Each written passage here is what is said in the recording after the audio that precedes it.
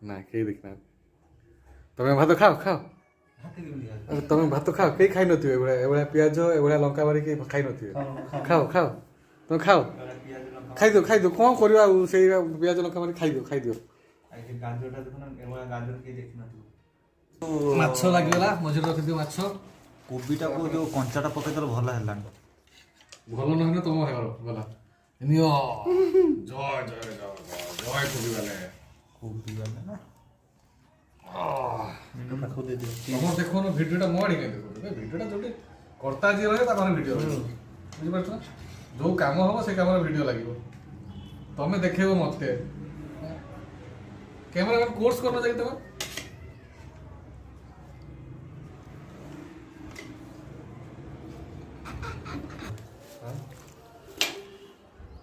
ବାସ୍ ଖାଇ ଚାଲ। ଗୋପୀନାଥେ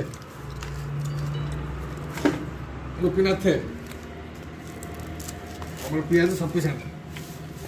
ଆମର ଇଂଲିଶ ଖାଇକି କହ କୁହ।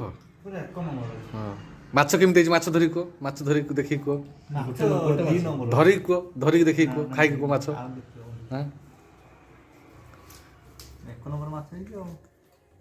ତମର ଭାଇ ମାଛ ଭଲ ଲାଗୁଛି ନା ନାହିଁ ଦେଖ ତ, ନା କାଦୁଆ ହଦୁଆ ଲାଗୁଛି?